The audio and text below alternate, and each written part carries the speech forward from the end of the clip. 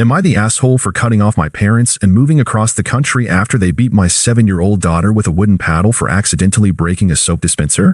Hey, before we move on to the video, please subscribe to the channel and hit the like button. Thanks. I never thought I'd be writing this, but I need outside perspective because my entire extended family is calling me dramatic and telling me I'm overreacting. Maybe I am, but I can't get the image of what I saw out of my head. For context, I'm 34M, married to my wife Sarah, 32F, and we have one daughter Emma who just turned 7. My parents, Bob, 64M, and Linda, 61F, have always been what I'd call old-school disciplinarians. Growing up, my brother Jake, 31M, and I got spanked for major infractions, but nothing I'd call abusive. Strict, yes, but not cruel. My parents have always been very involved grandparents.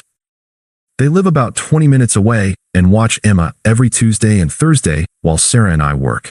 Emma loves going to their house because they spoil her rotten with candy, toys, and unlimited screen time. It's been a great arrangement for 3 years now. Last month, Sarah picked up some extra shifts at the hospital where she works as a nurse, so my parents offered to keep Emma for a long weekend while I handled a big project at work. I'm in software development and was pulling 12-hour days trying to meet a deadline. Sarah would be working nights, so having Emma stay with her grandparents seemed perfect. I dropped Emma off on Friday evening. She was excited because my mom had promised to take her to the zoo on Saturday and let her help bake cookies. Emma hugged me goodbye and ran inside to show my dad a drawing she'd made at school. Everything seemed normal. Saturday evening, I called to check in. My mom answered and said Emma was being a little difficult, but nothing serious. She mentioned Emma had gotten cranky about bedtime the night before and had been mouthy during the zoo trip. I figured it was just typical 7-year-old behavior and told my mom I appreciated their patience. Sunday morning, my mom called me around 11 a.m. Her voice was different, kind of cold and formal. She said I needed to come pick up Emma immediately because her behavior had become unacceptable and they couldn't handle her anymore. When I asked what happened, she just said Emma had been disrespectful and destructive and hung up. I was confused but figured maybe Emma had thrown a tantrum or broken something. Kids do that. I drove over expecting to find my parents frustrated but handling it normally. When I walked into their house, the atmosphere felt wrong immediately. My parents were sitting at the kitchen table looking stern and angry. Emma was nowhere to be seen. I asked where she was, and my dad said she was in timeout upstairs thinking about what she did. I asked what exactly she had done, and my mother launched into this dramatic speech about how Emma had destroyed their bathroom and shown complete disrespect for their home. Apparently, Emma had been playing with my mom's expensive hand soap dispenser in the guest bathroom, trying to make bubbles in the sink. The dispenser fell and broke, spilling soap all over the counter and floor. That's it. That was the destructive behavior. A 7-year-old accidentally broke a soap dispenser while playing. But wait, it gets worse.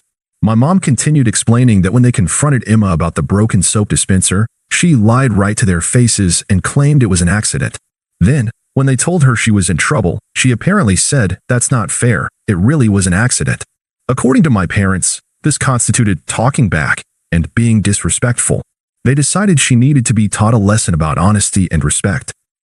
I was getting annoyed at this point because they were acting like Emma had burned down their house, but I figured they'd given her a stern talking to and maybe taken away TV privileges. I asked if I could go get her so we could go home. That's when my dad said, "She's been punished appropriately. She needed to learn that actions have consequences."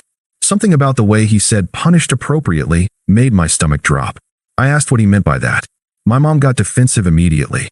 She started going on about how in their day children were held accountable for their behavior and how kids today are too coddled. She said they'd given Emma a good old-fashioned spanking to teach her not to lie and be destructive. I felt my blood pressure rising, but I tried to stay calm.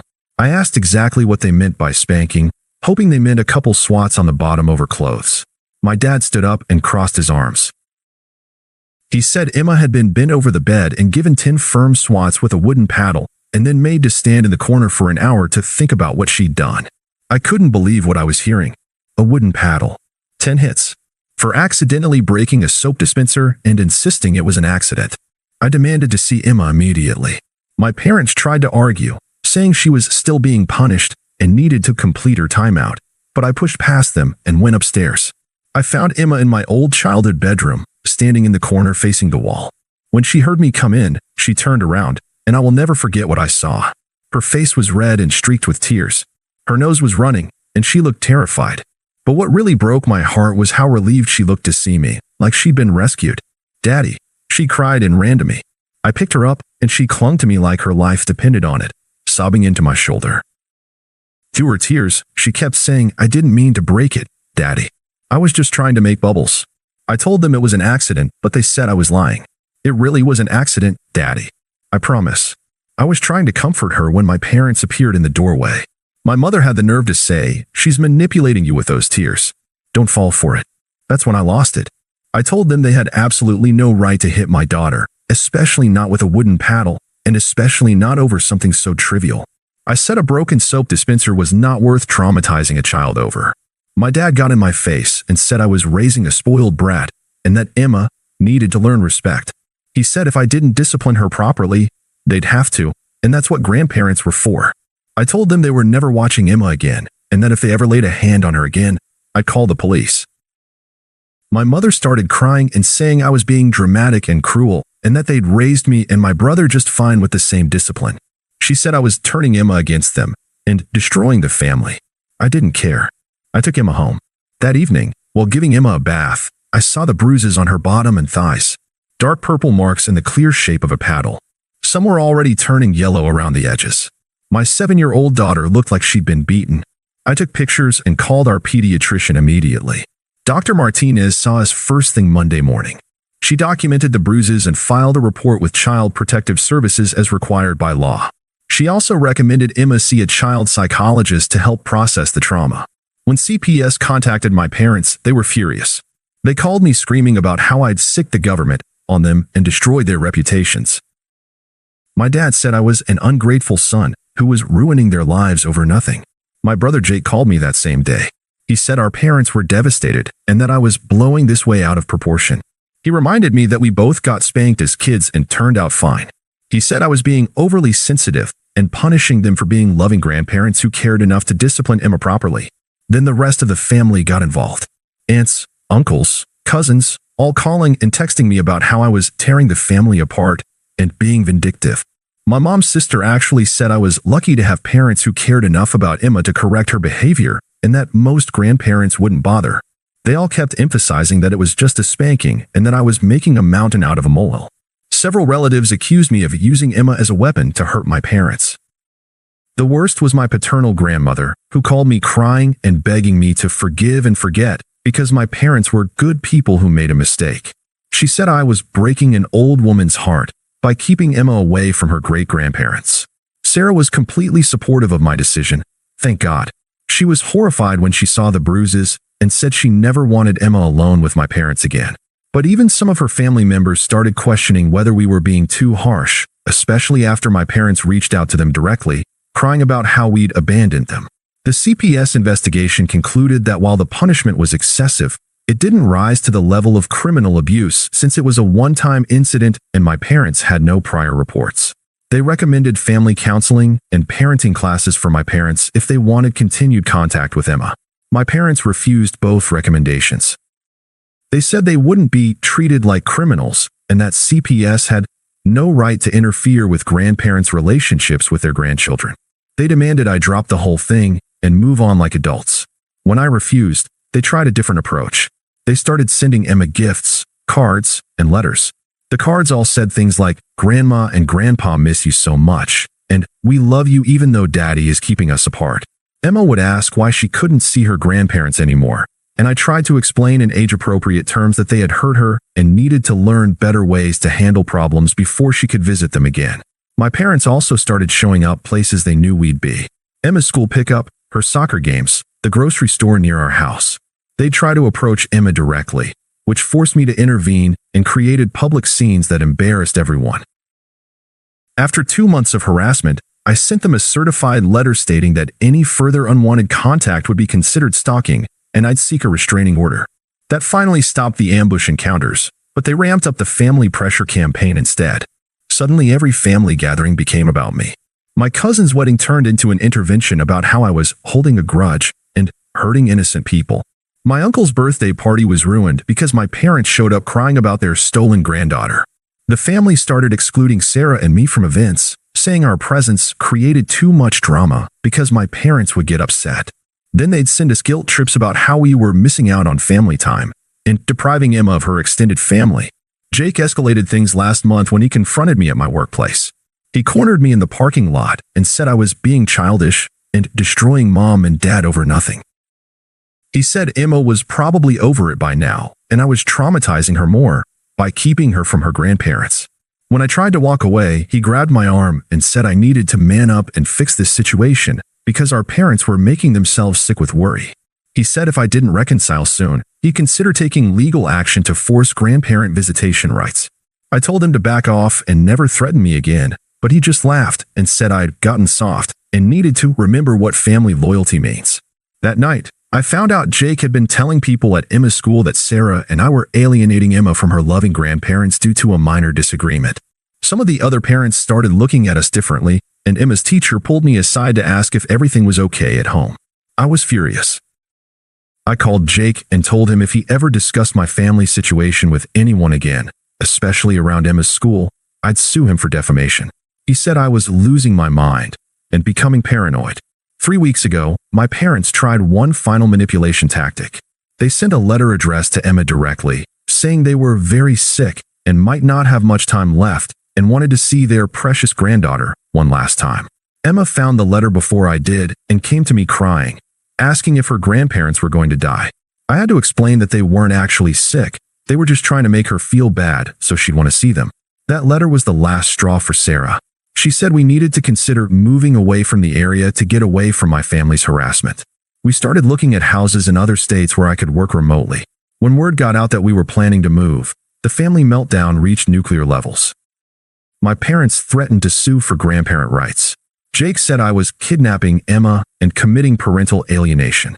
Various relatives accused me of running away like a coward instead of facing my problems like a man. My paternal grandfather, who I'd always respected, called me and said I was the most selfish person he'd ever known and that I was using a child as a pawn in a personal vendetta. He said my parents had apologized repeatedly and I was too proud and stubborn to forgive. But here's the thing, they never actually apologized. Not once. They've said they're sorry I'm upset and sorry this got blown out of proportion, but they've never acknowledged that hitting Emma was wrong.